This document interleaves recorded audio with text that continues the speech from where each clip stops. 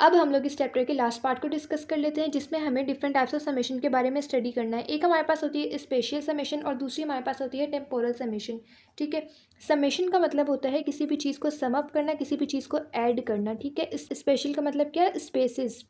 ये हमारे पास वो समेशन है जिसमें एक न्यूरॉन को एक्साइट करने के लिए डिफरेंट जगह से न्यूरॉन्स आ रहे होते हैं। ठीक है, डिफरेंट एरियाज से न्यूरॉन्स आ रहे होते हैं जो पोस्ट साइनेप्टिक टर्मिनल को एक्साइट करने के लिए यूज़ होते हैं। ठीक है, इसमें क्या होता है कि एक न्यूरॉन ने थोड़ा सा एक्साइटेशन कॉज की, दूसरे न्यूरॉन ने थोड़ी सी एक्साइटेशन कॉज की, इन सब न्यूरॉन्स ने एक साथ जो है वो पोस्ट साइनेप्टिक न्यूरॉन को थोड़ा थोड़ा एक्साइट किया। हमने उन सारे एक्साइटेटरी इफेक्ट्स को सम अप किया और उन सबको जब हमने ऐड किया तो हमारे पास वो एक्साइटेशन थ्रेशोल्ड लेवल तक पहुंच गई। ठीक है, इस तरह के समेशन को हम क्या बोलते हैं, स्पेशियल समेशन। दूसरी हमारे पास आती है टेम्पोरल समेशन। टेम्पोरल समेशन क्या होती है, सबसे पहले तो ये देख लेते हैं कि जब हम किसी न्यूरॉन को एक्साइट करते हैं तो उसको एक्साइट होने में कितना टाइम लगता है। 1 से 2 मिली सेकेंड्स उसको एक्साइट होने में लगते हैं। ठीक है, 1 से 2 मिली सेकेंड्स। लेकिन जब वो दोबारा से अपनी रेस्टिंग स्टेट पर जाता है, उसको रेस्टिंग स्टेट में जाने के लिए कितना टाइम लगता है, अप्रॉक्स 15 मिली सेकेंड्स लग जाते हैं। ठीक है, इसी कॉन्सेप्ट को हम यहाँ पे टेम्पोरल समेशन में अप्लाई करेंगे। टेम्पोरल समेशन क्या होती है कि एक प्री साइनेप्टिक टर्मिनल है, वो सक्सेसिव डिस्चार्ज करेगा पोस्ट साइनेप्टिक टर्मिनल को एक्साइट करने के लिए। ठीक है, जो हमारे पास ये प्री साइनेप्टिक टर्मिनल है, ये एक के बाद एक एक्शन पोटेंशियल देता जाएगा, जिसकी वजह से वो सारे जो एक एक्शन पोटेंशियल का जो इफेक्ट होगा, फिर दूसरा एक्शन पोटेंशियल आएगा, उसका जो एक्साइटेटरी इफेक्ट होगा, फिर तीसरा एक्शन पोटेंशियल आएगा, उसका एक्साइटेटरी इफेक्ट होगा। तो ये सारे एक्साइटेटरी इफेक्ट को जब हम कंबाइन करेंगे, इन सबको जब हम सम अप कर देंगे, तो एक इतना एक्साइटेटरी पोटेंशियल डेवलप हो जाएगा, जिसकी वजह से एक्शन पोटेंशियल जनरेट हो जाएगा। ठीक है, 1 से 2 मिली सेकेंड लगते हैं इस न्यूरॉन को एक्साइट करने में। अब कितनी देर तक इसका इफेक्ट रहेगा, 15 मिली सेकेंड तक अप्रॉक्स इसका इफेक्ट रहेगा, एक्साइटेटरी इफेक्ट। उतनी देर में जो हमारे पास प्री साइनेप्टिक न्यूरॉन होता है वो दोबारा से एक्शन पोटेंशियल दे देता है। इसी तरह से वो एक्शन पोटेंशियल जनरेट करता रहता है जब तक कि हमारा पोस्ट साइनेप्टिक न्यूरॉन जो है वो पूरा एक्साइट ना हो जाए। ठीक है, this kind of summation is called temporal summation. अब हम देख लेते हैं कि फैसिलिटेशन क्या होता है।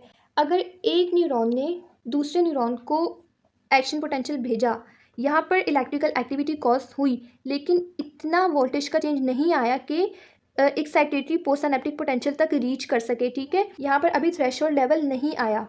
अब क्या होगा कि ये न्यूरॉन जो है ये थोड़ा सा एक्साइट है, अगर इसी दौरान कोई कहीं और से नर्व इम्पल्स आएगी तो वो फौरी तौर पर यहाँ पर कंडक्ट हो जाएगी। क्यों? क्योंकि ये वाला जो न्यूरॉन है ये अभी थोड़ा सा एक्साइट है। ठीक है, तो अब अगर कोई वीक सिग्नल भी आएगा तो वो फौरी तौर पर इस पोस्ट साइनेप्टिक न्यूरॉन को एक्साइट कर देगा। तो इस प्रोसेस को हम क्या कहते हैं, फैसिलिटेशन। क्या है फैसिलिटेशन? कि एक प्री साइनेप्टिक टर्मिनल ने सिग्नल दिया, एक्शन पोटेंशियल दिया, लेकिन वो एक्शन पोटेंशियल थ्रेशोल्ड कॉज नहीं करवा सका, लेकिन उसने थोड़ा सा यहाँ पर एक्साइटेशन कॉज करवा दी है। वो एक्साइटेशन अभी इतनी नहीं थी कि वो थ्रेशोल्ड लेवल तक पहुँचे, लेकिन यहाँ पर फिर भी थोड़ी सी एक्साइटेशन थी, थोड़ा सा अंदर पॉजिटिविटी क्रिएट हो गई थी। अगर इस दौरान कहीं और से सिग्नल आएगा तो वो फौरी तौर पर आगे चला जाएगा, क्योंकि पहले से जो पोस्ट साइनेप्टिक टर्मिनल था वो थोड़ा सा एक्साइटेड था।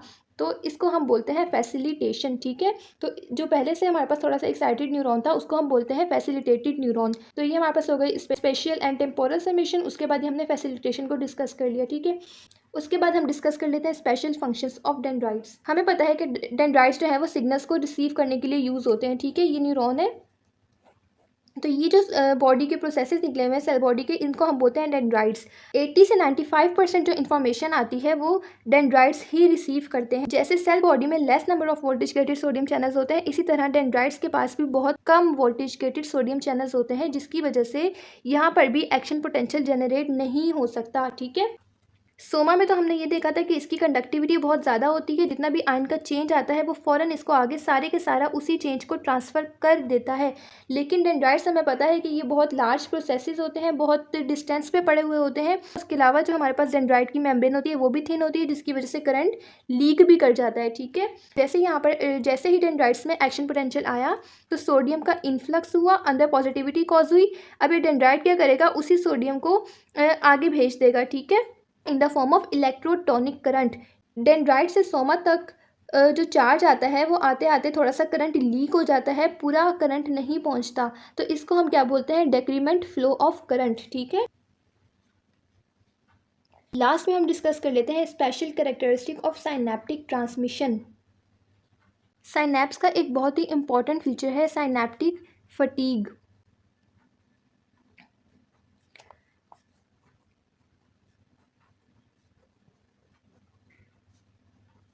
जब एक दफ़ा एक्शन पोटेंशियल आता है तो ये जो प्री साइनैप्टिक टर्मिनल में जितने न्यूरोट्रांसमीटर्स होते हैं, साइनैप्टिक वेसिकल्स पड़ी हुई होती हैं, वहाँ से न्यूरोट्रांसमीटर रिलीज़ हो जाता है। जब एक्शन पोटेंशियल बार बार आई जाता है तो यहाँ पर जितने भी न्यूरोट्रांसमीटर की वेसिकल्स होती हैं वो सारी रिलीज़ होती जाती हैं और यहाँ पर एक टाइम ऐसा आता है कि न्यूरोट्रांसमीटर ख़त्म हो जाते हैं। इसकी वजह से क्या हमारे पास हो जाता है, फटीग हो जाती है और फर्दर इम्पल्स कंडक्ट नहीं होती। तो फटीग की हमारे पास क्या रीज़न्स हैं?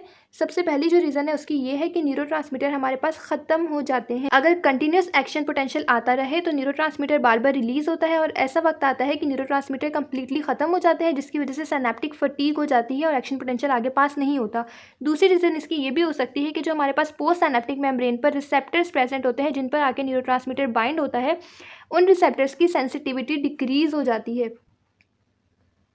जब बार बार एक्शन पोटेंशियल आता है और बार बार न्यूरोट्रांसमीटर रिलीज़ होता है तो रिसेप्टर्स जो हैं वो उनकी सेंसिटिविटी न्यूरोट्रांसमीटर के लिए डिक्रीज़ हो जाती है और वो फिर अपना फंक्शन नहीं करते। इसकी वजह से भी हमारे पास साइनैप्टिक फटीग हो सकती है। तीसरा जो फंक्शन है वो ये है कि जब एक्शन पोटेंशियल आता है, बार बार यहाँ पर एक्शन पोटेंशियल जनरेट होगा, इस एरिया में बार बार एक्शन पोटेंशियल जनरेट होगा, तो क्या होगा कि बार बार सोडियम अंदर आएगा, बार बार पोटेशियम बाहर जाएगा। ठीक है, डीपोलराइजेशन के लिए सोडियम बार बार अंदर आएगा और वापस रीपोलराइजेशन के लिए पोटेशियम बाहर जाएगा, फिर डीपोलराइजेशन के लिए सोडियम अंदर आएगा, रीपोलराइजेशन के लिए पोटेशियम बाहर जाएगा। जब हमारे पास रैपिड एक्शन पोटेंशियल आ रहे होते हैं तो फिर उसकी वजह से आयोनिक इम्बैलेंस हो जाता है, क्योंकि जो हमारे पास सोडियम पोटेशियम पंप होते हैं उनको इतना टाइम ही नहीं मिलता कि सोडियम को वापस बाहर लेके जाए और पोटेशियम को वापस अंदर लेके आए। ठीक है, तो इसकी वजह से भी साइनैप्टिक फटीग हो सकती है। तीसरी क्या रीज़न है कि इम्बैलेंस ऑफ आयंस। तो ये हमारे पास हो गई 3 रीजंस ऑफ साइनैप्टिक फटीग। अच्छा, तो ये कह रहे हैं कि जो फटीग है ये हमारे पास ये एक प्रोटेक्टिव मैकेनिज़्म है। क्यों प्रोटेक्टिव मैकेनिज़्म है? क्योंकि जब हमारे पास एपिलेप्सी के पेशेंट्स होते हैं उनमें बहुत ज़्यादा rapid discharge of nerve impulse होता है। ठीक है, बहुत ज़्यादा एक्शन पोटेंशियल आते हैं जिसकी वजह से उनकी न्यूरोमस्कुलर एक्साइटेबिलिटी बहुत ज़्यादा इंक्रीज़ की हुई होती है। जब साइनैप्टिक फटीग की वजह से उनके न्यूरोट्रांसमीटर जो है वो ख़त्म हो जाते हैं, सेंसिटिविटी ऑफ रिसेप्टर्स डिक्रीज़ होती है, तो साइनैप्टिक फटीग हो जाता है जिसकी वजह से फर्दर इम्पल्स आगे पास नहीं होती, फर्दर एक्शन पोटेंशियल मसल तक नहीं पहुंचता और मसल्स जो है वो कॉन्ट्रैक्ट नहीं करते। ठीक है, तो इसीलिए हम बोलते हैं कि मिर्गी का दौरा अचानक पड़ता है, फिर वो थोड़ी देर बाद ख़त्म हो जाता है। क्यों ख़त्म होता है? Due to presence of fatigue. ठीक है, तो फटीग क्या है? एक प्रोटेक्टिव मैकेनिज्म है। इसके बाद हम लोग कुछ ऐसी चीज़ें देख लेते हैं जो न्यूरोनल एक्साइटेबिलिटी को इन्हांस करवाती हैं, कुछ ऐसी चीज़ें भी होती हैं जो न्यूरोनल एक्साइटेबिलिटी को डिक्रीज़ करवाती हैं। ठीक है, उसमें हमारे पास क्या क्या चीज़ें आ जाती हैं? Acidosis and alkalosis. Acidosis and alkalosis का क्या इफेक्ट होता है? एसिडोसिस का मतलब क्या हुआ? लेस पीएच, अल्कलोसिस पीएच ज़्यादा होती है। जब हमारे पास पीएच कम होती है तो साइनैप्स की जो एक्साइटेशन होती है वो डिक्रीज़ हो जाती है। ठीक है, और साइनैप्टिक एक्साइटेशन डिक्रीज़ हो जाती है।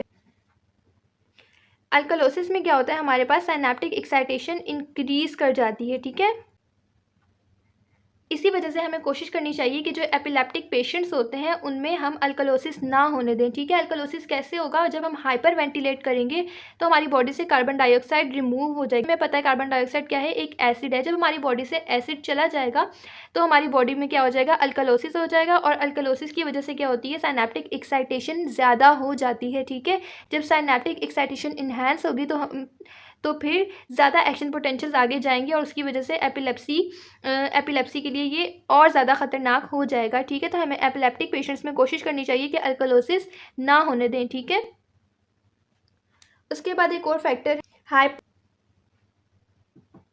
हाइपोक्सिया की वजह से भी हमारे पास साइनैप्टिक ट्रांसमिशन डिक्रीज़ हो जाती है। ठीक है,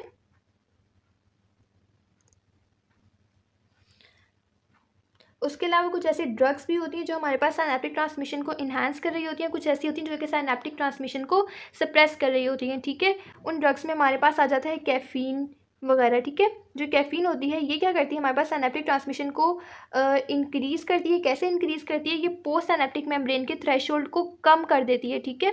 जब पोस्ट सिनेप्टिक मेम्ब्रेन का थ्रेशोल्ड कम हो जाता है तो less number of action potential चाहिए होते हैं पोस्ट सिनेप्टिक मेम्ब्रेन में एक्साइटेशन कॉज करवाने के लिए, ठीक है। और कुछ ऐसी ड्रग्स भी होती हैं जो सिनेप्टिक ट्रांसमिशन को सप्रेस कर देती हैं, जिसमें हमारे पास आते हैं एनेस्थीसिया वगैरह, ठीक है। तो क्या क्या फीचर्स हो गए हमारे पास सिनेप्टिक ट्रांसमिशन के। सबसे पहले हमारे पास हो गया फटीग। फटीग क्या है, एक प्रोटेक्टिव मैकेनिज्म है। किन किन वजूहत की वजह से हो सकता है ये, या तो हमारे पास न्यूरोट्रांसमीटर डिक्रीज हो जाता है, या फिर हमारे पास रिसेप्टर्स की सेंसिटिविटी डिक्रीज हो जाती है, या फिर आयोनिक इम्बैलेंस हो जाता है जिसकी वजह से हमारे पास सिनेप्टिक फटीग हो जाती है, ठीक है। उसके बाद हमने देखा कि एसिडोसिस की वजह से क्या होता है कि जो साइनेप्स है उसकी एक्साइटेशन डिक्रीज हो जाती है। अल्कलोसिस की वजह से क्या होती है, सिनेप्टिक एक्साइटेशन इंक्रीज हो जाती है। एसिडोसिस एंड अल्कलोसिस का इफेक्ट देखा।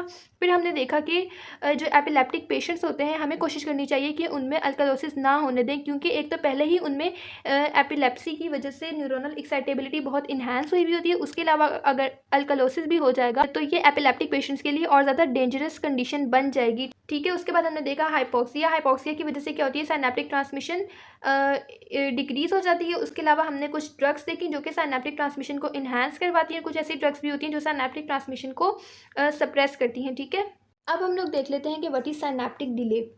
साइनेप्टिक डिले क्या होता है कि जब प्री साइनेप्टिक टर्मिनल से पोस्ट साइनेप्टिक टर्मिनल में एक्शन पोटेंशियल आता है इन द केमिकल साइनेप्स, तो थोड़ा सा टाइम लगता है नेक्स्ट न्यूरॉन में एक्शन पोटेंशियल जनरेट होने में, ठीक है। इसको हम बोलते हैं साइनेप्टिक डिले। किस किस वजह से हो सकता है साइनेप्टिक डिले। सबसे पहले तो हमें पता है कि यहाँ पे न्यूरोट्रांसमीटर की वेसिकल्स होती हैं। न्यूरोट्रांसमीटर के रिलीज़ होने में टाइम लग सकता है, न्यूरोट्रांसमीटर को रिसेप्टर तक पहुँचने में टाइम लग सकता है, और रिसेप्टर की एक्टिवेशन में भी टाइम लग सकता है। इन वजूहत की वजह से हमारे पास पोस्ट साइनेप्टिक टर्मिनल में एक्शन पोटेंशियल जनरेट होने में थोड़ा सा टाइम लगता है, जिसको हम बोलते हैं साइनेप्टिक डिले। साइनेप्टिक डिले कितना होता है, अबाउट 0.5 मिली सेकेंड्स, ठीक है। इसके साथ ही हमारा ये वाला चैप्टर कंप्लीट होता है। वीडियो अच्छी लगी हो तो वीडियो को लाइक शेयर एंड सब्सक्राइब करें। अल्लाह हाफिज़।